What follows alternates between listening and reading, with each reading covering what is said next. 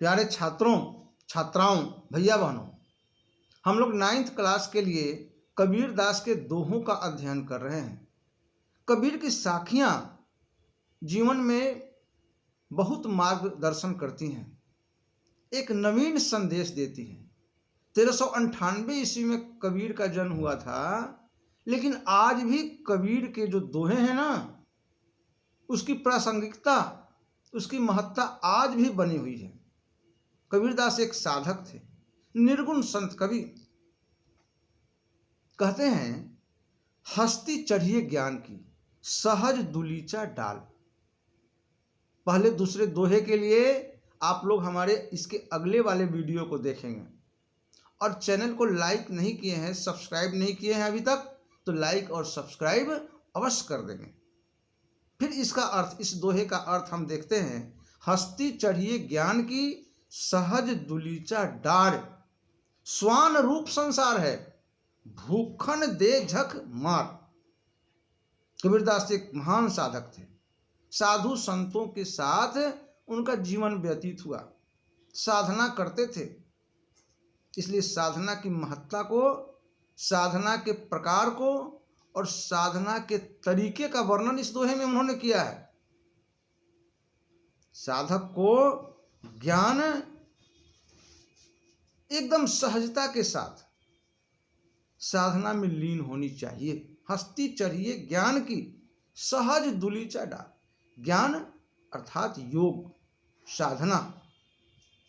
साधना की ऊंचाई पर, साधना की ऊंचाई प्राप्त करने के लिए बहुत आसानी से आप उस पर एकदम आसान सा दुलीचा डाल करके उस पर आसन जमाइए। अर्थात बहुत साधारण तरीके से आप ज्ञान की साधना कर सकते हैं।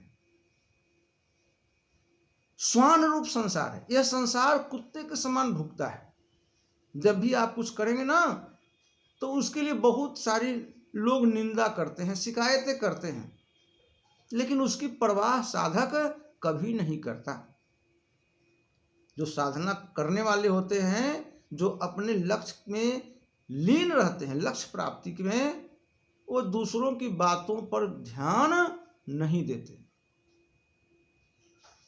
दूसरों की बातों पर ध्यान नहीं देते।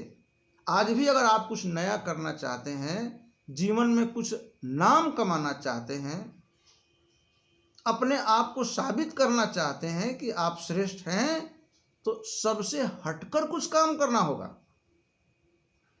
और जब हटकर काम करेंगे, कोई नवीन काम करेंगे, तो यह संसार के लोग आपकी निंदा करेंगे, आपकी आलोचना करेंगे, आपका दुष्प्रचार करेंगे।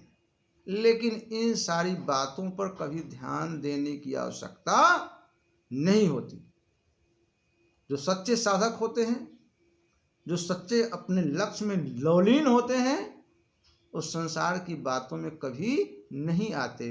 ये बात कबीर दास जी ने बहुत पहले बता दी है, और यह बात पूरी तरह सच भी है। यदि आप ज्ञान प्राप्त करना चाहते हैं, कुछ नया करना चाहते हैं, तो एकदम सहज भाव से उसमें लगे रहिए। संसार की आलोचना की चिंता बिल्कुल नहीं करिए। फिर अगले दोहे के लिए हम लोग अगले वीडियो में मिलेंगे। तब तक के लिए धन्यवाद।